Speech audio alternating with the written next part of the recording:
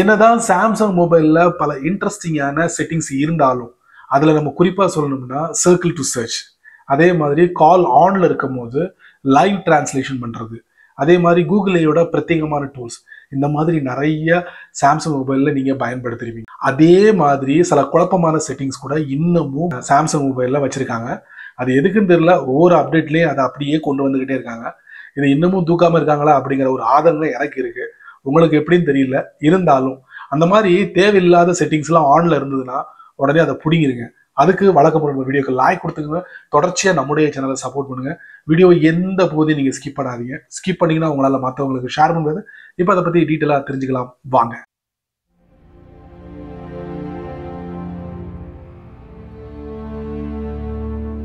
இப்போ உங்களுடைய சாம்சங் மொபைலுக்குள்ள ஒரு முக்கியமான இடத்துல நீங்க ஒர்க் பண்ணிக்கிட்டு இருக்கீங்க, ரொம்ப இம்பார்ட்டன் வச்சுக்கோங்களேன். ஸோ இந்த மாதிரி டயத்துல ஒரு நோட்டிபிகேஷன் வருது. அப்படி வரும்போது அது உங்களுக்கு ஷார்ட்டா வந்துட்டு மறைஞ்சு போயிடுது. உடனே நீங்க என்ன பண்ணுவீங்க, மேல இருந்து கீழே ஸ்வைப் டவுன் பண்ணி அந்த மெசேஜ்ல என்ன வந்திருக்குன்னு நீங்க தெரிஞ்சுப்பீங்க.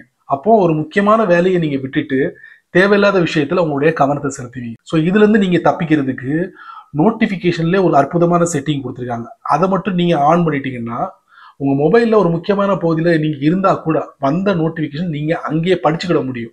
நீங்க உள்ள போய் செக் பண்ண அவசியம்லாம் கிடையாது.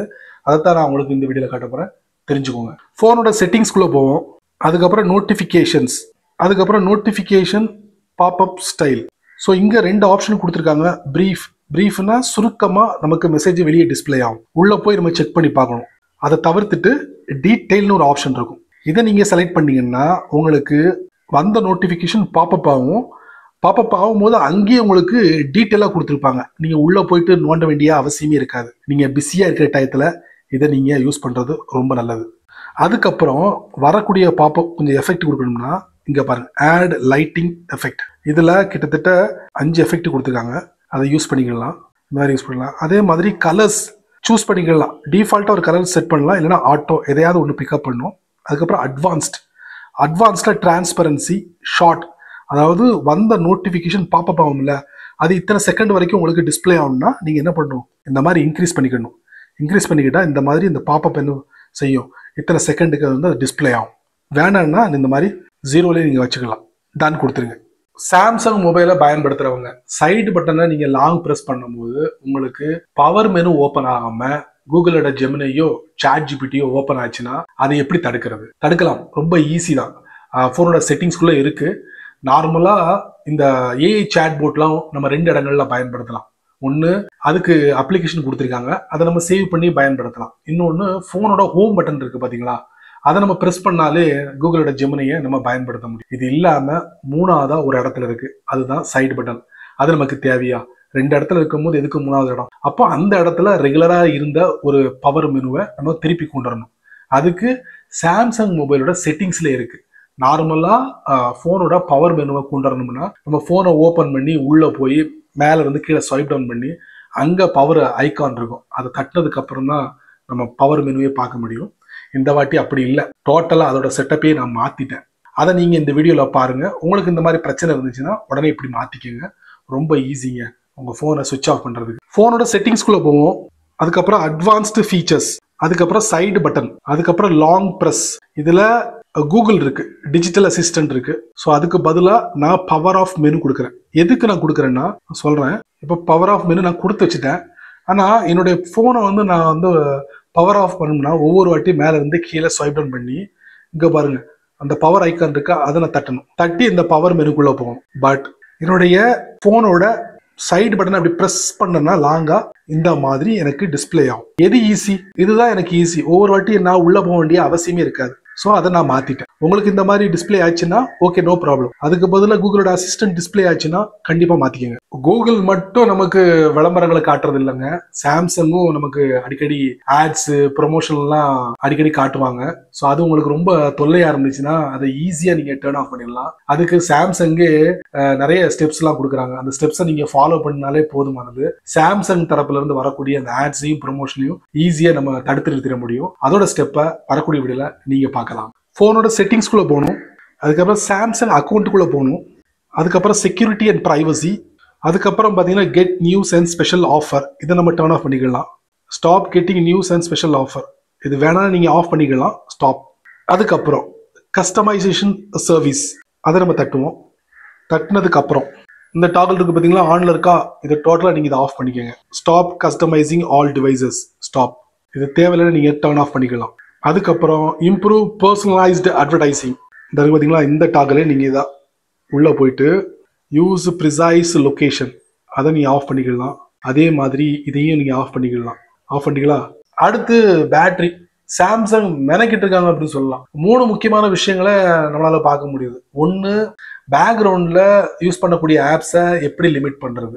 அடுத்ததா அன்யூஸ்ட் ஆப்ஸ், இது எப்படி அன்யூஸ்ட் ஆப்ஸ் வந்து லிஸ்ட் பண்றாங்க அப்படின்னா, நம்ம ஒரு ஆப்பை வந்து பிளே ஸ்டோர்ல போயிட்டு சேவ் பண்ணி வச்சிருப்போம். அப்போ அந்த டயத்துல நம்ம யூஸ் பண்ணிருப்போம், அதுக்கப்புறம் அப்படி டீல்ல விட்டுருவோம். அது ரொம்ப நாள் அப்படியே இருக்குன்னு வச்சுக்கோங்களேன். அது உடனே என்ன பண்ணணும்னா, அது அன்யூஸ்டு லிஸ்ட்ல வந்து தட்டி விட்டுருவாங்க. அது வேணாங்கிறவங்க அதை நம்ம டெலிட்டும் பண்ணிக்கலாம் அங்க போயிட்டு. அதுக்கப்புறம் டீப் ஸ்லீப் அப்படிங்கிற ஒரு ஆப்ஷன் இருக்கு. முக்கியமான ஆப்ஸ் எல்லாத்தையும் சில சமயங்கள்ல நம்ம டீப் ஸ்லீப்ல போட்டுருவோம். இந்த நோட்டிபிகேஷன்லாம் வந்துச்சுன்னா நமக்கு கிடைக்காது. ஸோ அதெல்லாம் பார்த்து நம்ம செக் பண்ணணும். அந்த மாதிரி செட்டிங் எல்லாத்தையும் நம்ம இந்த வீடியோல பார்க்க போறோம். போனோட செட்டிங்ஸ்குள்ள போங்க, அதுக்கப்புறம் பேட்டரிக்குள்ள போங்க, அதுக்கப்புறம் பேக்ரவுண்ட் யூசேஜ் லிமிட், இங்க போயிட்டு put unused apps to sleep, சரிங்களா. அதுக்கப்புறம் பார்த்தீங்கன்னா டீப் ஸ்லீப்பிங் ஆப்ஸ், அது நிறைய இருக்கு. பக்கத்தில் நம்பர்ஸ்லாம் காட்டுது, உள்ளே போயிடுவோம். போனால் ஆட்டோமேட்டிக்லி ஆடட், மேலே பார்த்தீங்கன்னா யூசர் ஆடட். அப்போ கூகுள்கிட்ட இருந்து வரக்கூடிய முக்கியமான விஷயங்கள், இன்ஸ்டாகிராம்ல இருந்து வரக்கூடிய முக்கியமான விஷயங்கள் எல்லாத்தையும் நானே தடுத்து நிறுத்தி வச்சிருக்கேன். மேலே பாருங்க, deep sleeping apps will never run in background and may not receive updates or notification. பார்த்துங்க, அப்டேட்ஸ் நடக்காது, அதே நேரத்தில் நோட்டிஃபிகேஷன் நம்ம ரிசீவ் பண்ண முடியாது. அப்போ நம்ம தவறுதலாக பண்ணியிருந்தோம்னா இதை வந்து நம்ம ரிலீஸ் பண்ணிக்கலாம். அப்படி செலக்ட் பண்ணிட்டு இதாவது பார்த்தீங்களா, ரிமூவ் பண்ணோம்னா இங்கேருந்து போயிடும். அதுக்கப்புறம் உங்களுக்கு ரெகுலராக அப்டேட் நடக்கும், நோட்டிஃபிகேஷன் வரும். ஸோ இதெல்லாம் நீங்கள் செக் பண்ணிக்கணும்.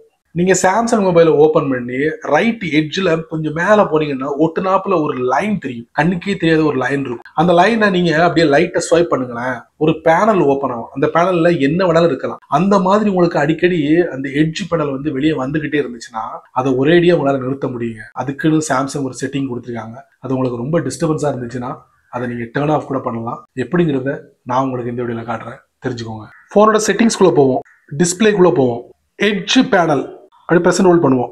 பண்ணால் இந்த மாதிரி தான், இந்த பார்த்தீங்களா அனிமேஷன் காட்டுதா. இந்த மாதிரி அடிக்கடி உங்கள் ஃபோனில் டிஸ்பிளே ஆச்சுன்னா இதை நீங்கள் டர்ன் ஆஃப் பண்ணிக்கலாம். எப்படி ஆஃப் பண்ணலாம், இது ஆனில் இருந்துச்சுன்னா உடனே இதை ஆஃப் பண்ணிக்கோங்க. ஆஃப் பண்ணிட்டீங்கன்னா உங்களுக்கு டிஸ்பிளே ஆகாது, சரியா. உதாரணத்துக்கு எங்கே இது டிஸ்பிளே ஆகும்னா, சின்னதாக ஒரு லைன் இங்கே தெரியும், இந்த ரைட் சைடில் இந்த சைடு பட்டனுக்கு பக்கத்தில் உங்களுக்கு டிஸ்பிளே ஆகும். அதை நீங்கள் விரலை வச்சு அப்படி இழுத்தீங்கன்னா வெளியே வரும். நான் உங்களுக்கு செஞ்சு காட்டுறேன், சரியா. ஆன் பண்ணிட்டேன். இப்போ என்ன செய்யறேன், வெளியே வந்துடுறேன். வெளியே வந்துட்டா எனக்கு தெரியுது, ஒரு லைன் தெரியுது. அந்த லைனை நான் என்ன பண்ணுறேன், என் விரலால் அப்படியே ரைட்லேருந்து லெஃப்ட் ஸ்வைப் பண்ணுறேன். பார்த்தீங்களா, இதாங்க எட்ஜ் பேனல். இந்த மாதிரி அடிக்கடி உங்களுக்கு தொந்தரவு பண்ணிக்கிட்டே இருந்ததுன்னா இதை நீங்கள் ஆஃப் பண்ணிடலாம்.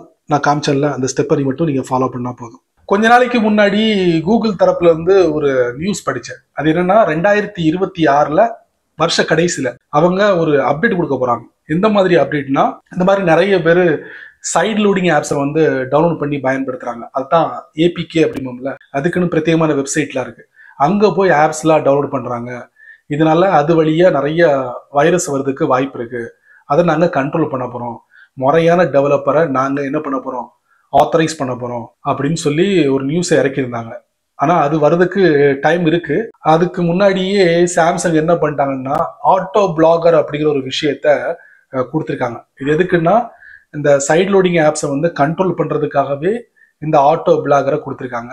அப்போ சைடு லோடிங் ஆப்ஸை நம்ம டவுன்லோட் பண்ணும்போது இது ஒரு பிரச்சனையா இருக்கும். அப்போ இதை வந்து நம்ம டர்ன் ஆஃப் பண்ணிக்கலாம். அது எங்க இருக்குன்னு நான் உங்களுக்கு இந்த வீடியோல பதிவு பண்றேன். ஏன்னா நிறைய பேர் என்ன பண்றாங்க, கேலக்ஸி ஸ்டோர்ல போயிட்டு ஆப்ஸை டவுன்லோட் பண்றது இல்ல, கூகுளோட பிளே ஸ்டோர்ல போயிட்டு டவுன்லோட் பண்றது இல்ல, அதுக்கு மாறா வெளியே இருந்து டவுன்லோட் பண்றாங்க போனுக்கு. அப்போ உள்ள வரத்தனை செய்யும். அப்போ அதை கண்ட்ரோல் பண்றதுக்கு தான் சாம்சங் செட்டிங்கை கொடுத்துருக்காங்க. இன்னும் ஒரு வருஷமோ 2 வருஷமோ கழிச்சு இந்த செட்டிங் கூட தூக்கிடுவாங்க. ஏன்னா கூகுள் தான் சொல்லிட்டாங்களே, நாங்க நிரந்தரமா இதுக்கு ஆப் வைக்க போறோம்ட்டு. போனோட செட்டிங்ஸ்குள்ள போவோம், செக்யூரிட்டி அண்ட் பிரைவசி. இப்போ ஆட்டோ பிளாகர் இந்த செட்டிங் வந்து ஆன்ல இருந்துச்சுன்னா கண்டிப்பா உங்களால அந்த ஏபிகே ஆப்ஸை வந்து பயன்படுத்த முடியாது. அதுல ஏதாவது வைரஸ் இருந்துச்சுன்னா இந்த செட்டிங் தடுத்துரும். அப்போ உங்களுக்கு அந்த ஆப்ஸை வந்து பயன்படுத்தணும்னா கண்டிப்பா இந்த இடத்துக்கு வந்துட்டு இந்த ஆட்டோ பிளாகரை நீங்க ஆஃப் பண்ணணும். அதுக்கப்புறம் நீங்க இந்த தேர்ட் பார்ட்டி சைட்ல இருந்து ஏபிகே ஃபைலை டவுன்லோட் பண்ணி பயன்படுத்தலாம். பாருங்க, யுவர் ஃபோன் இஸ் ப்ரொடெக்டட். பாத்துங்க மக்களே, இப்படி உங்க போன்ல இருந்துச்சுன்னா இதை நீங்க ஆஃப் பண்ணிக்கோங்க. ஏபிகே ஃபைலை நீங்க உங்க போன்ல சேவ் பண்ணணும்னா இதை நீங்க ஆஃப் பண்ணிக்கணும். மற்ற டைங்கள்ல நீங்க இதை ஆஃப் பண்ண வேண்டாம், ஆன்லே இருக்கட்டும். சரி நண்பர்களே, இந்த வீடியோவை நீங்க ரொம்ப பொறுமையா நீங்க வாட்ச் பண்ணிருப்பீங்க. ஸோ இந்த வீடியோல நான் பதிவு பண்ண இந்த விஷயங்கள் கண்டிப்பா உங்களுக்கு தெரியும் நினைக்கிறேன். தெரியாதவங்களுக்கு ரொம்ப யூஸ்ஃபுல்லா இருக்கும். இது எல்லாமே உங்களுக்கு ரொம்ப தொந்தரவா இருந்துச்சுன்னா மஸ்டா நீங்க ஆக்ஷன் எடுத்துருங்க கண்டிப்பா. ஸோ நீங்க மட்டும் தெரிஞ்சுக்கிட்டா நல்லா இருக்காது. அதனால நான் என்ன சொல்ல வரேன்னா, யாரெல்லாம் சாம்சங் மொபைல் பயன்படுத்துறாங்களோ, அதுவும் இந்த மாதிரி பிரச்சனைகளை சந்திக்கிறாங்களோ, கண்டிப்பா அவங்களுக்கு பார்த்து ஷேர் பண்ணி விடுங்க. அவங்களும் இதோட பலனை அனுபவிக்கட்டும். நீங்க நம்ம சேனலுக்கு புதுசா இருந்தீங்கன்னா வழக்கம் போல கீழே யூடியூப்காரன் நிறைய பட்டனை விதைச்சு விட்டுருக்கான். அதுல ஒண்ணு தட்டி விட்டுருங்க. அது கீழே கமெண்ட் செக்ஷன் இருக்கு. உங்களுடைய கருத்தை நல்ல ரீதியில பதிவு பண்ணுங்க. பிடிச்சா லைக் பண்ணுங்க, பிடிக்கலன்னா அன்லைக்.